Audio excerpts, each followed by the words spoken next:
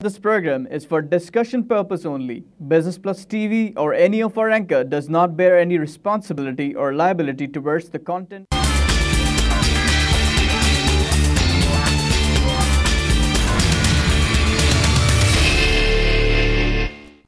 बिस्मिल्लाहिर्रहमानिर्रहीम। अस्सलाम वालेकुम नाज़रीन, कराची मरकज़ से मैं हूं आपका मेज़बान खलील अहमद। आप देख रहे हैं लाइव वायर इन फोकस।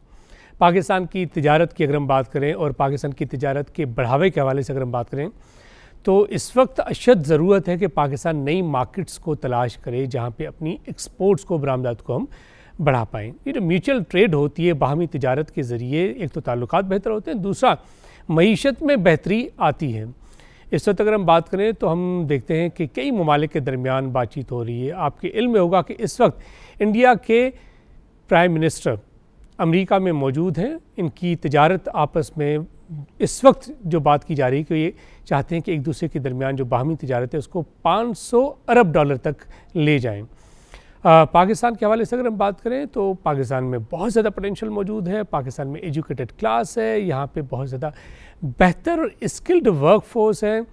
असल जो ज़रूरत है वो है कि एक तो जो मराहत के हवाले से हम बात करते हैं कि जो भी कारोबारी हजरात हैं उनके मराहत के हवाले से ज़रा गौर व फिक्र किया जाना चाहिए, देखा जाना चाहिए कि ये लोग जो यहाँ पे कारोबार कर रहे हैं, जो मैन्युफैक्चरिंग कर रहे हैं, जो सर्विसेज दे रहे हैं, उस हवाले से हुकूमत को नज़रसानी करनी चाहिए कि क्या ऐसे इक़दामात किए जाने चाहिए जिसके ज़रिए और कौन सी ऐसी मराहत दी जानी चाहिए जिसके ज़रिए हमारी सनत में बढ़ावा हो ताकि हम मैन्युफैक्चरिंग में बेहतर तरीके से आगे बढ़ पाएँ। पाकिस्तान के अगर हम बाहमी तिजारत के हवाले से जब भी हम किसी से भी कहते हैं कि वो इज़हार ख़याल करें तो वो यही कहते हैं कि जी पाकिस्तान की बाहमी तिजारत के हवाले से इस वक्त जिस चीज़ की ज़रूरत है वो ये है कि उन ममालिक के बारे में लाजमी सोचा जाए जहाँ पे पाकिस्तान अपनी तिजारत को बढ़ा सकता है। अब इस वक्त अगर हम देखें तो यूरोपियन कंट्रीज़ में हम अक्सर बात करते हैं कि जी 1 जनवरी 2014 से हमें GSP प्लस की फैसिलिटी मिली है, लेकिन हमारी टेक्सटाइल एक्सपोर्ट्स एज सच बढ़ नहीं पाई। रवा माली साल में अगर 2 अरब डॉलर से कम की तिजारत में कमी हुई है, अगर 2 अरब डॉलर की कमी हुई है और ओवरऑल अगर इस माली साल के आखिर तक 22 से 23 अरब डॉलर की टोटल हमारी बरामदात होती हैं तो ये एक बहुत बड़ा सवाल है जिस पे हमें लाजमी नज़रसानी करनी चाहिए। स्लोवेनिया एक ऐसा मुल्क है, बहुत ही कम पॉपुलेशन है, कोई 2 मिलियन के करीब की पॉपुलेशन है। अब 2 मिलियन का मतलब है कि जी सिर्फ 20 लाख की आबादी है, लेकिन वहाँ पे अगर हम बात करें तालीम की तो तालीम में दुनिया में 12वें नंबर पे आता है, यानी one of the best education systems in the world. फिर यूरोपियन कंट्रीज़ में बात करें तो वहाँ पे ज़ाहिर यूरो करेंसी इस्तेमाल होती है, इस पार्ट ऑफ यूरोपियन यूनियन। तो यूरोप में अगर हम बात करें तो चौथे नंबर पे आता है।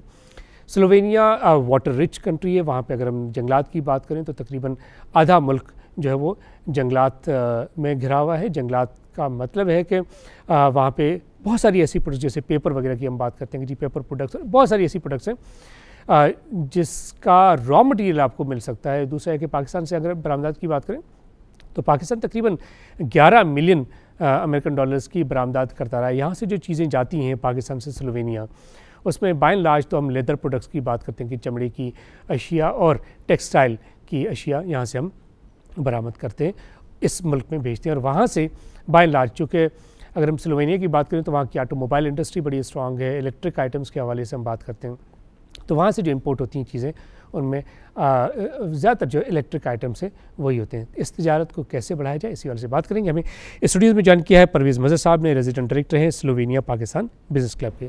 परवेज़ साहब प्रोग्राम में खुशामदीद करते हैं। सबसे पहले तो ये जानना चाहेंगे आपसे कि पाकिस्तान और स्लोवेनिया की तिजारत के हवाले से आपके क्या ख्यालात हैं?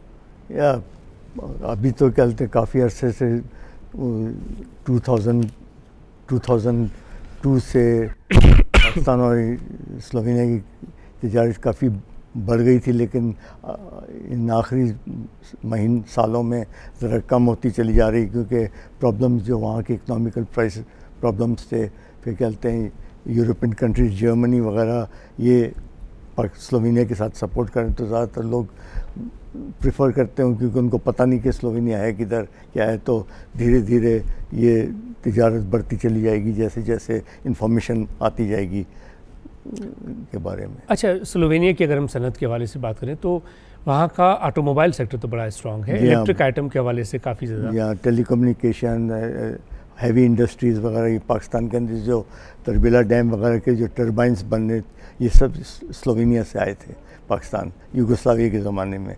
फिर टेलीकम्युनिकेशन में जितना भी इनके कंट्रोल यूनिट्स वगैरह, डैम्स वगैरह में, वो स्लोवेनिया से सप्लाई है। स्लोवेनिया की सबसे बड़ी कंपनी जो है वो इस्क्रा के नाम से मशहूर है, जो पाकिस्तान में काफ़ी उन्होंने बेचा है अपनी इक्विपमेंट्स वगैरह, और आज भी मीटर्स वगैरह बेच रहे हैं पाकिस्तान, इलेक्ट्रिक मीटर्स, बिजली के वगैरह, जी हाँ। और जो स्विचेस वगैरह, फ्यूजेस वगैरह की एक स्पेशल डिपार्टमेंट है, जो पंजाब में ज़्यादातर ये बिज़नेस हो रही, कराची में इतना नहीं है, लेकिन पंजाब में काफ़ी स्लोवेनियन कंपनीज बेच रही हैं ये चीज़ें। कितने पाकिस्तानीज़ होंगे स्लोवेनिया में? स्लोवेनिया में आपको तकरीबन 50 साल हो गए वहाँ पे? जी हाँ, 50 साल हो गए। पढ़ने के लिए गए थे, तो हम लोग जो पढ़ने के लिए गए थे 12 पाकिस्तानी, उसमें से तकरीबन कोई 3-4 ही रह गए स्लोवेनिया के अंदर। दूसरे तो अलग, कुछ पाकिस्तान आ गए, कुछ बांग्लादेश के थे, बांग्लादेश चले गए। तो उसके बाद तो फिर कुछ लोगों ने इमिग्रेशन ली है, तो गिने चुने कम 12-15 पाकिस्तानी होंगे पूरे स्लोवेनिया के अंदर, उससे ज़्यादा नहीं है। लेकिन अब जो इमिग्रेंट्स आ रहे हैं उसके अंदर कुछ लोगों ने एग्जाइल लेने की कोशिश की है, तो वो फिर नंबर उसका बढ़ जाएगा। वहाँ तो 12-15 के करीब हैं पाकिस्तानी जो वहाँ काम कर रहे हैं, रहते हैं इस तरह करके। अच्छा, वहाँ की जो ऑटोमोबाइल इंडस्ट्री है, सेक्टर है, जी हाँ, उसमें तो ज़ाहिर है हम जब भी बात करते हैं कहते हैं ये बड़ी स्ट्रॉन्ग है। जी हाँ। और वैसे अगर देखें तो स्लोवेनिया की जो मईशत है वो तो एक्सपोर्ट ओरिएंटेड है, वो एक्सपोर्ट, हालांकि छोटी सी इकॉनमी है, 44 बिलियन अमेरिकन डॉलर्स की इकॉनमी है, यानी 44 अरब डॉलर की इकॉनमी कोई बड़ी इकॉनमी नहीं है, लेकिन एक्सपोर्ट ओरिएंटेड इकॉनमी है। पाकिस्तान की इकॉनमी तो बड़ी इकॉनमी है कंपैरेटिवली, अगर हम जब बात करते हैं। पाकिस्तान की इकॉनमी है 273 बिलियन अमेरिकन डॉलर्स की, नॉमिनल जीडीपी की मैं बात कर रहा हूँ। तो स्लोवेनिया और पाकिस्तान की तिजारत को कैसे बढ़ाया जा सकता है? अब ये स्लोवेनिया में जो कार इंडस्ट्री है वो ज़्यादातर उसके पार्ट्स बनाती, जैसे जितने भी इसके ब्रेक्स हैं, मर्सिडीज़ के, ऑडीज़, बीएमडब्ल्यूज़ वगैरह, स्पेशलाइज्ड पार्ट्स जो हैं वो सब स्लोवेनिया में बनते हैं, और ये सब डिस्ट्रीब्यूट होते हैं यूरोपियन कंट्रीज़ को। फिर जितनी एक्सेसरीज़ वगैरह, ये स्लोवेनिया में कार मैन्युफैक्चर नहीं होती, वो असेंबल करते हैं। रेनॉल्ट होती है, फिर कहते हैं 1-2 और कारें जो हैं वो वहाँ बनती, फिर ये कैरावान्स वगैरह ये बनते हैं स्लोवेनिया के अंदर। तो इसके मेजॉरिटी जो पार्ट्स हैं, स्पेशलाइज्ड पार्ट्स हैं, वो स्लोवेनिया में बनते हैं जी। और वो यूरोपियन कंट्रीज़ को ही ज़्यादा, यूरोपियन कंट्रीज़ को ही ज़्यादा, और फिर और कोई कंट्रीज़ में डिमांड हो तो वहाँ ही भेजते हैं जी। पहले पाकिस्तान में इसके ब्रेक्स आती थी पहले एक ज़माने में, अब पता नहीं आती है नहीं आती, लेकिन शायद ब्रेक्स इनकी बहुत स्पेशलाइज्ड ब्रेक्स होती है ना कारों की। जो तिजारत क्यों नहीं बढ़ पाई पाकिस्तान की और स्लोवेनिया की? जो बाहरी तिजारत, प्रॉब्लम यही है कि कहते हैं स्लोवेनिया को लोग पहचानते नहीं ज़्यादा, और फिर कहते हैं वो सब, उनको ये नहीं पता कि स्लोवेनियन टेक्नोलॉजी है बहुत हाई क्वालिटी में है। अब वो समझते हैं कि जो कुछ सीमेंस जर्मनी बनाता है वही क्वालिटी है, लेकिन उनको ये नहीं पता कि स्लोवेनिया में जो डेवलपमेंट है वो हाई लेवल पे है, वो जर्मन और फॉरेन कंट्रीज़ के लिए वो मैन्युफैक्चर करते हैं, वो वहाँ से फिर वो जाता है। जैसे एग्जांपल है टेलीकम्युनिकेशन में एक्सचेंजेस, सीमेंस के जो एक्सचेंजेस पाकिस्तान आते थे वो सब स्लोवेनिया में बनते थे पहले, यूगोस्लाविया के नाम से, और वो वहाँ यूगोस्लाविया तो 5 टुकड़ों में, 5 जी हाँ डिवाइड हो गए। सबसे पहले स्लोवेनिया बना, सबसे पहले स्लोवेनिया, फिर क्रोएशिया, फिर बोस्निया, फिर सर्बिया, इस तरह करके। तो ये जो टेलीकम्युनिकेशन वगैरह है, फिर दूसरी चीज़ें, अब जैसे टर्बेला डैम का, ये सब कंसोर्टियम में आता था, यूगोस्लाविया का नाम नहीं होता था इसके ज़्यादा, ये ज़्यादा जर्मन्स का IBB, इस तरह की बड़ी बड़ी कंपनी जो सीमेंस है, ये अपने नाम पर स्लोवेनिया से लेके बेचती थी वहाँ। इस तरह करके लोगों को पता ही नहीं कि अब धीरे धीरे लोग रियलाइज़ कर रहे हैं कि स्लोवेनिया की जो मार्केट है वो काफ़ी हाई क्वालिटी और प्राइस वाइज भी अच्छे हैं। पहले ये जाते थे यूरोपियन कंपनीज़ के थ्रू, तो वो प्राइसेस उसकी बढ़ भी जाती थी। अब कंपटीशन आ गया है चाइना के साथ, इन कंट्रीज़ के साथ, तो उसके लिए तो कम्पीट करना बड़ा डिफ़िकल्ट हो गया है। लेकिन फिर भी स्लोवेनिया की जो प्राइसेस हैं वो उनको कम्पीट कर सकते हैं। लेकिन चाइना में भी क्वालिटी 3 टाइप की आती है, फर्स्ट, सेकंड, थर्ड क्वालिटी है। तो उसमें अगर आप रियली compete करें तो फर्स्ट क्वालिटी से करना पड़ता है यूरोपियन स्टैंडर्ड को, वरना तो आप लो प्राइस पे जो जाएंगे तो वो compete नहीं कर सकते। अच्छा, स्लोवेनिया में देखें ये बात भी तो की जाती है ना कि स्लोवेनिया की जो अपनी सनत है उनकी सेल्स कम हो रही है because of China and because of India. वहाँ के लिए यूरोप के लिए नहीं हो रही इतनी कम, क्योंकि यूरोप के ने क्वालिटी जो है वो, हाँ ये मोबाइल टेलीफोन्स वगैरह ये चीज़ें सब आ रही हैं स्लोवेनिया के अंदर, लेकिन वो कैटेगरी फर्स्ट कैटेगरी है, वो चीप क्वालिटी नहीं है, तो उसका स्टैंडर्ड जो है वो उनकी लेवल का है, जो अप्रूव्ड है यूरोपियन स्टैंडर्ड में वो आ सकता है वहाँ। चाइनीज़ दूसरे क्वालिटीज़ नहीं आ सकती, तो वो इतना ज़्यादा वो बीट नहीं कर सकते मार्केट को। अच्छा, स्लोवेनिया से जो चीज़ें पाकिस्तान में आती हैं बहुत कम तादाद में आती हैं, कोई हार्डली 4 मिलियन अमेरिकन डॉलर्स की बात करते हैं। अब पहले तो ज़्यादा आती थी लेकिन अब कम हो गई हैं। पहले तो कम से कम 12-15 मिलियन डॉलर का सामान आता था। कौन से साल की बात है? ये 2003 से 2006 में 18 मिलियन डॉलर का आया था सामान, फिर 2009 में 17 मिलियन डॉलर, 2010 में 27 मिलियन डॉलर, ऐसा करके ये स्लोली ज़रा कम हो गया। ये रीज़न यही है कि क्योंकि हाई टेक टेक्नोलॉजी जो है ये ज़्यादा चाइना से ले रहे हैं पाकिस्तान के अंदर। पहले ज़्यादातर ये यूरोप से लेते थे, फिर सॉफ्टवेयर जितना भी है टेलीकम्युनिकेशन का वो सब स्लोवेनिया से आता था, सीमेंस का। इस तरह करके ये चीज़ें कम होती चली जा रही हैं। क्या कीमतें ज़्यादा हैं स्लोवेनिया से अगर हम मंगाते हैं? अगर आप कॉस्ट देखें तो यूरोपियन स्टैंडर्ड हिसाब से लो है वहाँ के, लेकिन पाकिस्तान के अंदर जो है प्राइसेस ये चाहते हैं कि पाकिस्तान चाइनीज़ प्राइसेस पे मिले। अब चाइना के साथ तो हम लोग नहीं कंपेयर करते अपने को, हम लोग कहते हैं अगर क्वालिटी देखनी है तो फिर यूरोपियन स्टैंडर्ड क्वालिटी के हिसाब से प्राइसेस मिलेंगी। चाइनीज़ के साथ हम लोग बिल्कुल कम्पीट करते हैं। डिफरेंस तकरीबन कितना इन टर्म्स ऑफ परसेंटेज अगर हम बात करें तो क्या चाइनीज़ प्रोडक्ट्स जो पाकिस्तान में आती हैं और फिर स्लोवेनिया से जो प्रोडक्ट्स आती हैं पाकिस्तान में? अब आप हमारा लाइन है टेलीकम्युनिकेशन, हमने एक्सचेंजेस बेचे हैं PTCL को, TIP को, NRTC को, तो उसमें हमने क्वालिटी उसमें देखा है क्या क्वालिटी चाइनीज़ देते थे, क्या क्वालिटी हम लोग दी, तो वो तो कंपैरिजन ही नहीं था उसके अंदर। ये जो क्वालिटी हम लोग ने दी थी वो क्वालिटी आज तक चल रही है, उसमें कोई ख़राबी नहीं है।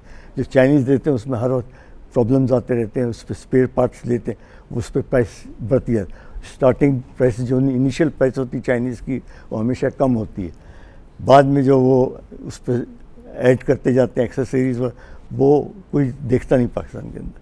हम लोग जो एक दफ़ा प्राइस देते हैं उसके हम लोग उनको गारंटी देते हैं इतने साल ये चीज़ काम करेगी, और स्पेयर पार्ट्स भी एडवाइस करते हैं क्या क्या चीज़ें चाहिए। तो इस तरह के डिफरेंस है। अब जैसे जितने भी पावर प्लांट्स लगे हैं पाकिस्तान के, अभी भी स्लोवेनिया से आ रहे हैं। आप पूछें कि क्यों वो स्लोवेनिया से ले रहे हैं, क्यों नहीं वो चाइना की लेते, क्वालिटी की वजह से लेते हैं। फिर स्विचेस वगैरह ये छोटी छोटी चीज़ें, गैजेट्स वगैरह जो सब ये स्लोवेनिया से आ रहे हैं पाकिस्तान, क्योंकि प्राइस यूरोपियन प्राइस है वो। लेकिन सीमेंस वगैरह से कम है। सीमेंस खुद कहता है कि तुम लोग स्लोवेनिया से ले लो, प्राइस और क्वालिटी अच्छी मिलेगी तुम्हें। तो अब काफ़ी कंपनीज पाकिस्तानी, पंजाब की जो है वो स्लोवेनिया पे डाइवर्ट कर दिया। ये जो मेजॉरिटी जो चीज़ें हैं ये सब पंजाब जाती हैं। अच्छा, कराची तो इकोनॉमिक हब है, कराची में चीज़ें आती हैं स्लोवेनिया? कराची में अब जितना रिपोर्ट हम लोग के पास है अभी तक बहुत कम है, माइनर बाजार। उसकी वजह क्या है? वही बता रहे हैं क्योंकि यहाँ के जो बिजनेसमैन यहाँ तो ज़्यादा इंडस्ट्रीज़ वगैरह काम ही नहीं कर रही। कराची में कहाँ कर रहे हैं काम, कोई फैक्ट्रीज ऐसी इंडस्ट्रीज़ नहीं है जो ये बना। कुछ हैं जो इंपोर्ट वगैरह करते हैं, लेकिन बड़ा मुश्किल है लोगों को कन्विंस करना कि तुम क्वालिटी लो। ये पहली चीज़ पूछते हैं प्राइस क्या है उसकी, कहते नहीं वो तो चाइना तो बहुत सस्ता है, फिर चाइना से लो। अब केबल्स जैसे हैं, केबल्स भी पाकिस्तान में क्रोएशिया की वर्ल्ड की बेस्ट कंपनी है केबल्स की, वो पूरे पाकिस्तान को सप्लाई करती थी, PTCL को, NRTC, TIP वगैरह। अब वो कहते हैं प्राइस वाइज हम लोग टेंडर्स में जीतते थे यहाँ पाकिस्तान के अंदर और बेचते थे, लेकिन बाद में फिर वो इनका कनेक्शन सारा चाइना के साथ हो गया, तो वो मेजॉरिटी चीज़ें अब चाइना से आ रही। ये रीज़न है जिसकी वजह से इंपोर्ट नहीं हो रही स्लोवेनिया से, यूरोप से भी ज़्यादा नहीं हो रही हमारा।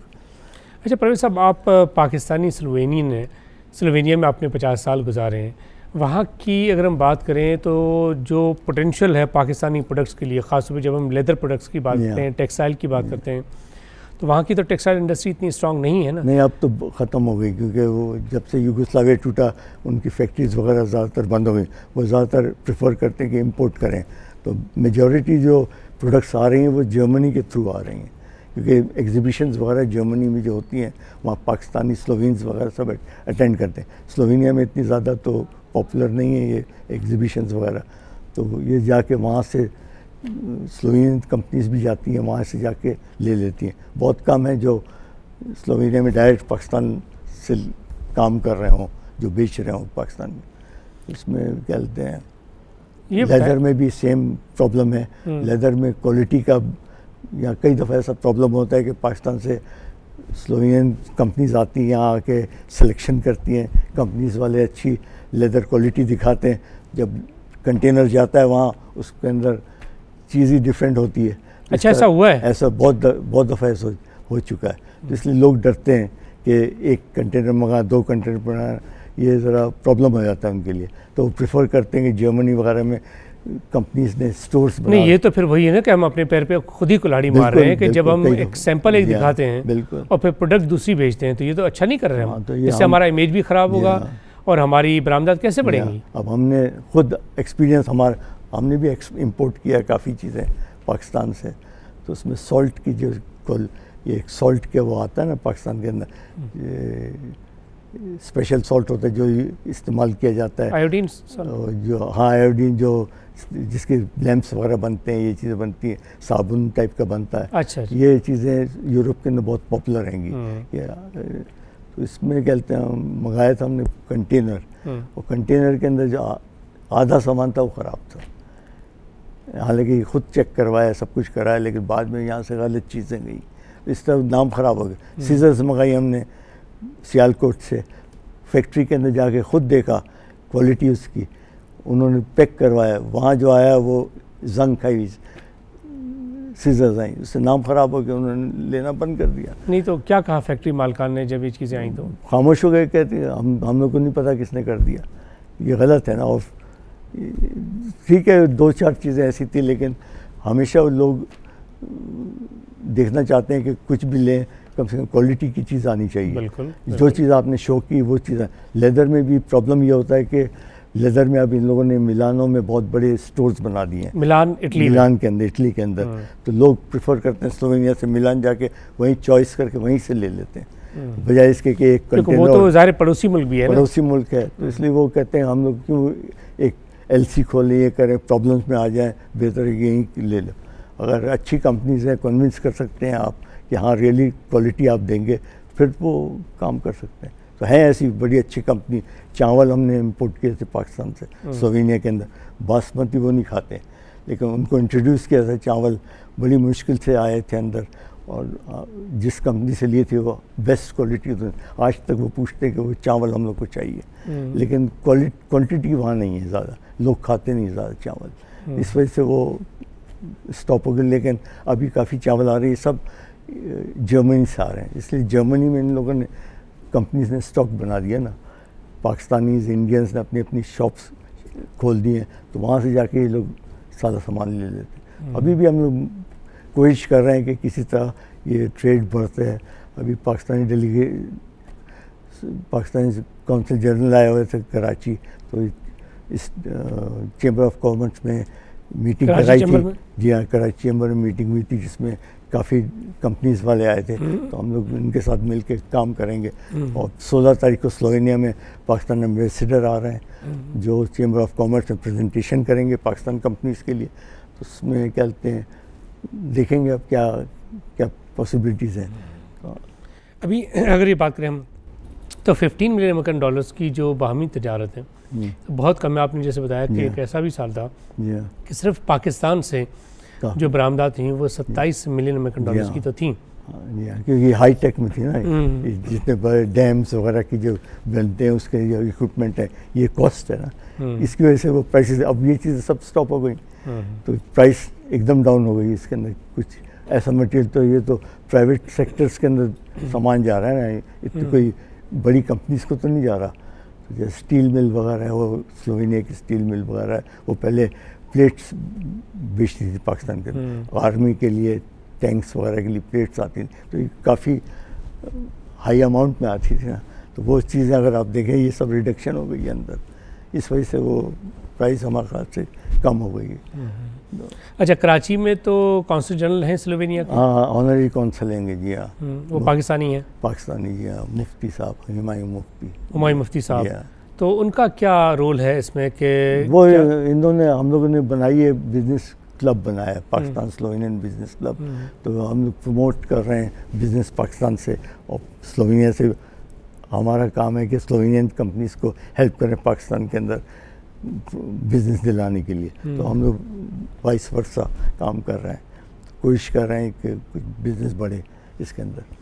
कितनी उम्मीद है आपको कि हमारी तिजारत बढ़ेगी, ख़ासतौर पर बरामदात बढ़ेंगी? अब क्या ये पोटेंशियल है वहाँ पे? स्लोवेनिया की वैसे आबादी तो बहुत कम है, आबादी लेकिन पर कैपिटा इनकम तो बड़ी हाई है वहाँ पे। जी हाँ, लेकिन वो ये बता रहे हैं कि अगर ये कंपनीज अगर डायरेक्ट स्लोवेनिया से ख़रीदना शुरू कर दें और स्लोवेनियन कंपनी पाकिस्तान से डायरेक्ट ख़रीदना शुरू, फिर ये तिजारत बढ़ेगी।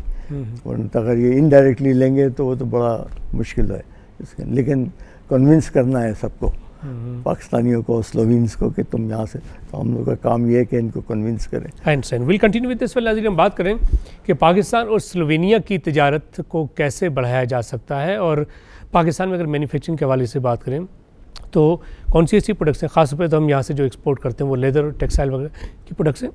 इसके अलावा कौन सी ऐसी प्रोडक्ट्स हैं जो बना के यहाँ से एक्सपोर्ट की जा सकती है? वक्त ब्रेक का साथ रहिएगा।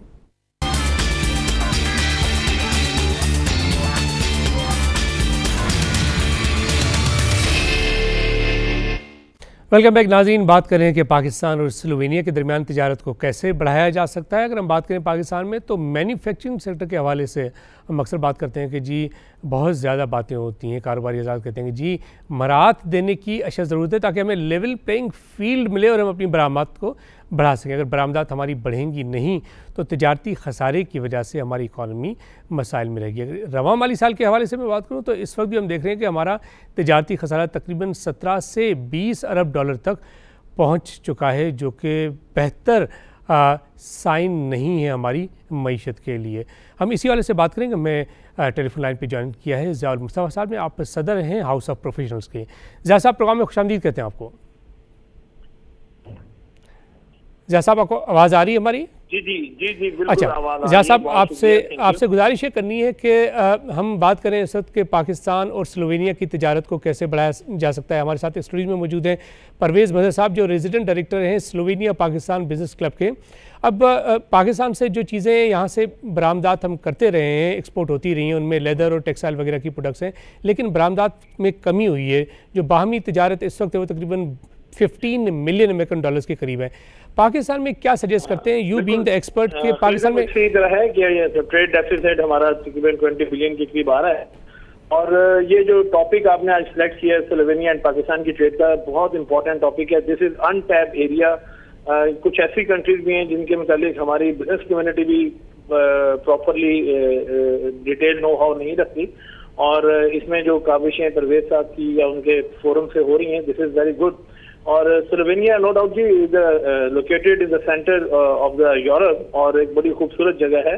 और ऐसी countries normally known for the tourism, hospitality industry वहाँ पे होती है, और तमाम इस तरह की जो मार्केट है वहाँ पे अवेलेबल है।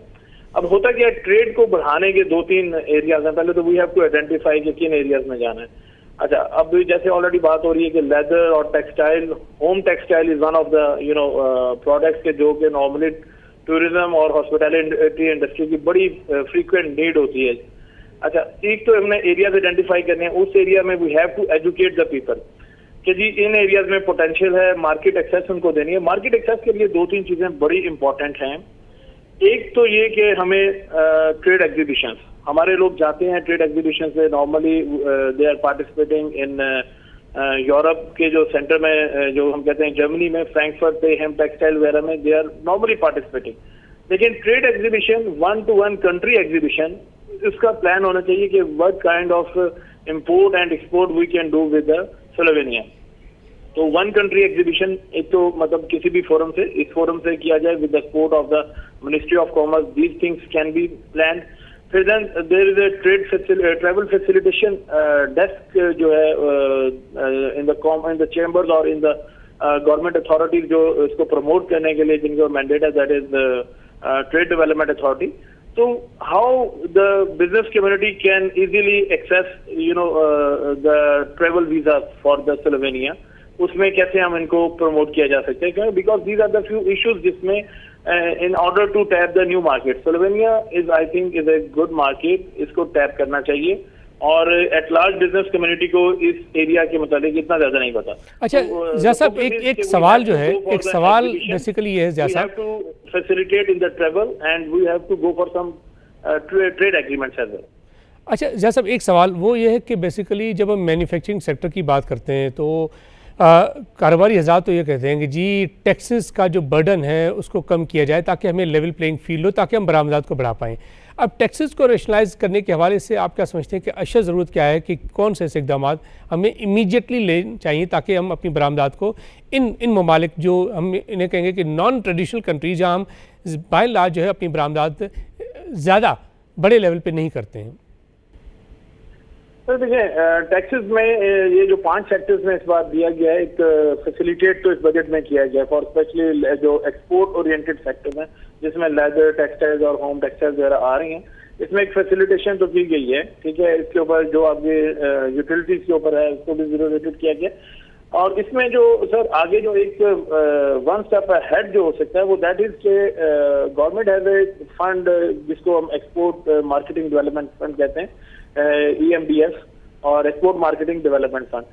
अच्छा, होना ये चाहिए कि ये जो नए एरियाज हम टैप कर रहे हैं, अगर ये रवायती मार्केटों से हट के जो चीजें हमें नजर आ रही हैं और लेकिन हमें इसको इग्नोर नहीं करना चाहिए। We must have a plan कि जी हम क्या पोटेंशियल हमारे पास है, हम क्या एलोकेशन दे सकते हैं फ्रॉम EMDF और उसके ऊपर कैसा एग्जीबिशन या फर्स्ट टाइम हम एक्सपो पाकिस्तान का कोई ब्रांड वहां पे लेके जा सकते हैं और वहां पे अपनी मार्केट जो भी हमारे एक्सपोर्टर्स हैं उनको पहली दफा तो आपको फैसिलिटेट करना है कि you have to explore this market.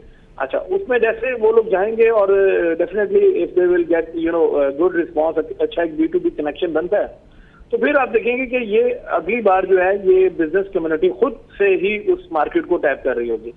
Facilitation in taxation, देखिए टैक्स तो आप एक्सपोर्टर से कलेक्ट कर रहे हैं, ठीक है, एक्सपोर्ट डेवलपमेंट पे आपने टैक्स EDF का लगा हुआ है, कुछ EMDF में आपको ऐसे वहां से ट्रांसफर करते हैं, तो टैक्सेस आप कलेक्ट कर रहे हैं। अब उस टैक्स की मद में कोई 7-8 बिलियन से ज्यादा इस वक्त भी मिनिस्ट्री ऑफ कॉमर्स के इस फंड के अंदर जो है ये अमाउंट है और जिसको इनको बड़ा प्रॉपरली और बड़े यूटिलाइज करने की जरूरत है कि इस तरह के एरियाज के ऊपर और इस तरह की मार्केट को एक्सप्लोर करें जहाँ पे कंपटीशन भी शायद अभी उस लेवल पे और उस तरह का शायद नहीं फेस करना पड़ेगा जो आपको और बड़ी मार्केट्स में फेस करना पड़ता है। तो कुछ ये बड़ा अच्छा एक एरिया आपने आइडेंटिफाई किया है और मैं समझता हूँ कि इसमें गवर्नमेंट ऑफ पाकिस्तान को स्पेशली सपोर्ट भी देनी चाहिए और सपोर्ट देने की पोजीशन में ऑलरेडी बिजनेस कम्युनिटी का ही वो पैसा है जो already government of Pakistan collect करती है एक्सपोर्ट डेवलपमेंट के ऊपर।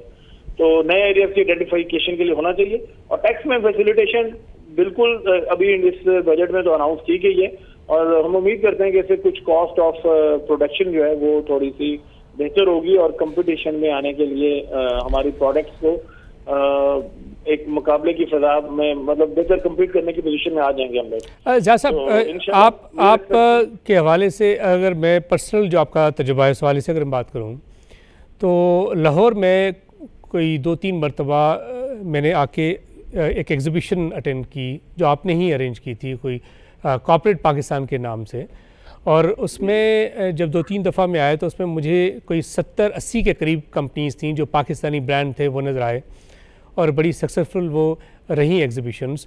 आप ये बताएं कि यही जो ब्रांड्स जो आपने कॉर्पोरेट पाकिस्तान का कॉन्सेप्ट दे के पाकिस्तानी तकरीबन 70-80 कंपनीज़ को इकट्ठा किया और उनकी प्रोडक्ट्स को एग्जिबिट किया, यही चीज़ इन्हीं लोगों को आप समझते हैं कि इन ममालिक में भी जाके अपनी प्रोडक्ट्स को एग्जिबिट करना चाहिए, ज़रूरत है इस अमर की? सर बिल्कुल इस अमर की ज़रूरत है, एक जॉइंट एफर्ट की हमें ज़रूरत है इसके ऊपर बिल्कुल।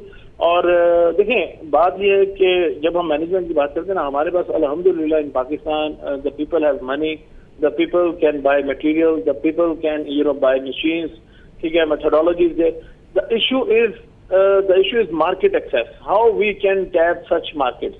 अच्छा, अभी जो हमने कॉर्पोरेट पाकिस्तान का जो कॉन्सेप्ट हम लेकर आए थे, इसका बेसिकली ऑब्जेक्टिव ये था, we want to show the corporate face of the Pakistan, कि जी पाकिस्तान के अंदर ये पोटेंशियल है, ये कंपनीज हैं, मुख्तलिफ सेक्टर्स हैं। अच्छा, बड़ी एफर्ट हो सकती है, रादर देन हम इसको ऐसे छोड़ दें। हम एक छोटा सा प्लेटफॉर्म क्रिएट हुआ है स्लोवेनिया पाकिस्तान ट्रेड का, ठीक है। अच्छा, इन्होंने एक्सप्लोर किया हुआ है आइडिया कि हमने यहाँ पे कौन सी प्रोडक्ट्स जो हैं जिनकी डिमांड है स्लोवेनिया के अंदर, ठीक है, they have a very better idea, ठीक है, with a proposal to the Ministry of Commerce, ठीक है, on on their discretion they have some fund from which they can initially support to this forum। अच्छा, वो एक अगर proposal हम share करते हैं और एक अच्छी रेटिंग की कंपनी जो पाकिस्तान में डेफिनेटली अच्छी कंपनीज भी काम कर रही हैं, जो क्वालिटी प्रोडक्ट बना रही हैं, दे रही हैं।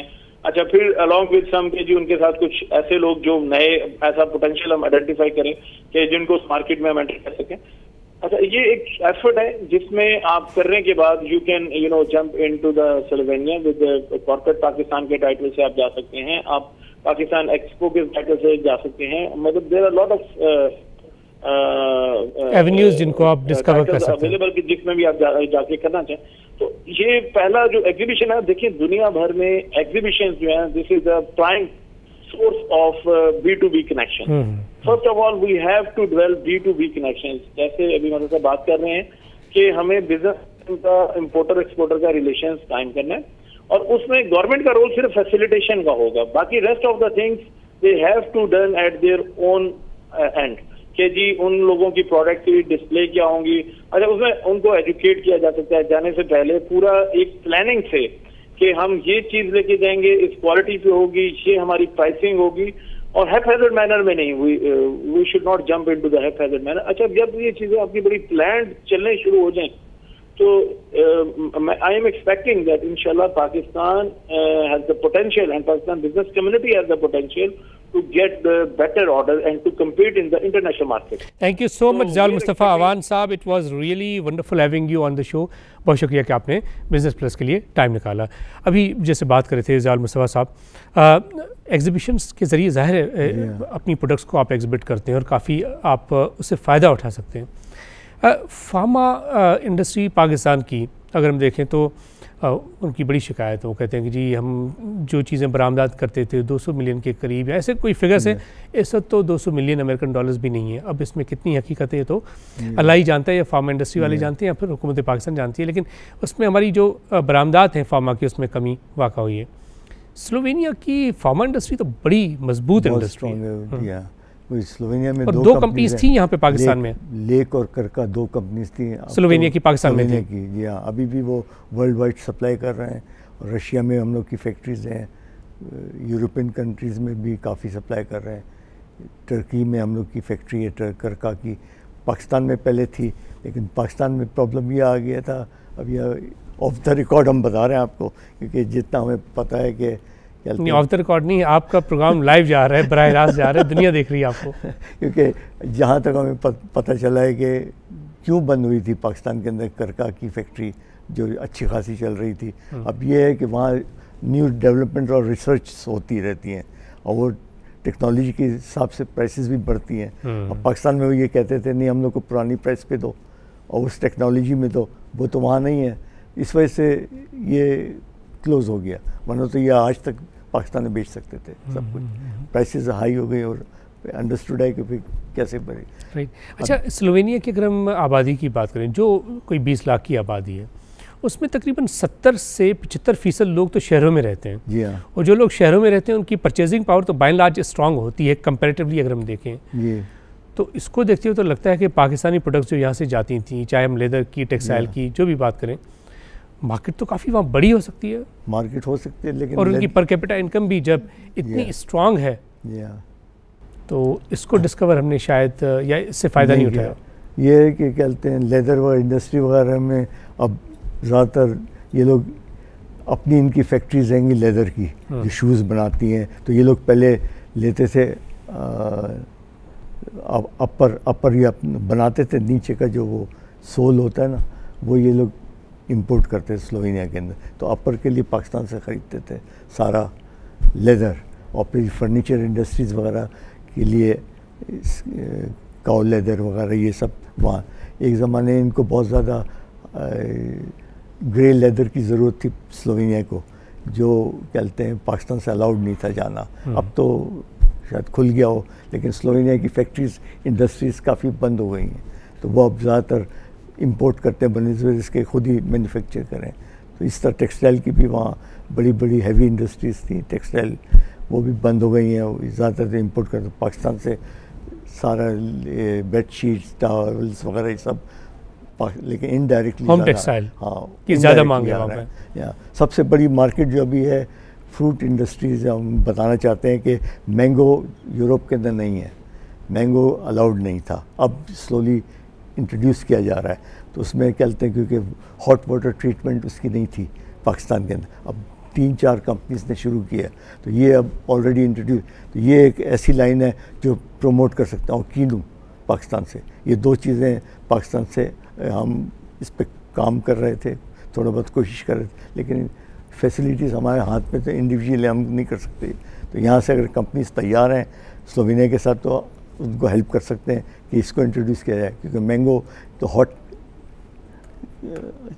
केक है ये कहते हैं पूरे यूरोप के अंदर अब सप्लाई होना शुरू हो जाएगा। तो ये क्यों ना हम लोग स्लोवेनिया के अंदर इसको स्टार्ट करें, और स्लोवेनिया में तैयार है लेने के लिए, अगर हम लोग इसकी ट्रीटमेंट जो है सही तरह से और लेबॉर्ट्री टेस्ट इसका किया जाए और इसको रिकगनाइज करवा दें, तो ये आसानी से बिक सकता है स्लोवेनिया। और ये कीनू जो उनको पता नहीं क्या है, फ्रूट्स के अंदर पाकिस्तान का कीनू दुनिया का मशहूर चीज़ है। तो ये 2 आइटम्स ऐसे हैं जो हमारे ख्याल से स्लोवेनिया के अंदर इंट्रोड्यूस किए जा सकते हैं। क्या चैम्बर लेवल पे जैसे FPC चाहिए इस लेवल पे, या कॉमर्स मिनिस्ट्री के लेवल पे क्या कोई बातचीत हो रही है इस हवाले से? देखा अभी तो किसी ने बात नहीं की, लेकिन हमने इंडिविजुअली कंपनी से बात की है यहाँ पाकिस्तान के अंदर, वो भी तैयार हैं कि कहते हैं हम लोग कुछ करें। लेकिन वही अभी अखबार में आया था, परसों के अखबार में, कि ये कुछ लोग पता है क्या कहते हैं, कुछ लोग कहते हैं कि जी हम बार बार हुकूमत को क्यों कहते हैं कि हुकूमत ये काम करे। मैं ये कहता हूँ कि हुकूमत को फैसिलिटेट करना है, हुकूमत का काम है कि कम से कम देखिए जो कमर्शियल हमारे काउंसिल जनरल्स जो कमर्शियल बेसिकली लेवल पे जाके काम करते हैं, इनको तनख्वाहें वगैरह मिलती हैं, ये जब जाते हैं वहाँ पे कम से कम आइडेंटिफाई तो करें ना। अब जैसे आप as an individual as Pakistani आपने आइडेंटिफाई किया कि जी स्लोवेनिया में आम की या फिर कीनू की बहुत ज़्यादा मांग हो सकती है अगर हम फैसिलिटेशन करें। तो फैसिलिटेशन कराना तो बेसिकली हुकूमत का काम है, लेकिन चले अगर हुकूमत नहीं भी कर रही है और इंडिविजुअल लेवल पे आप जैसे अच्छे लोग इस हवाले से काम करें, तो हमें अप्रिशिएट करना चाहिए।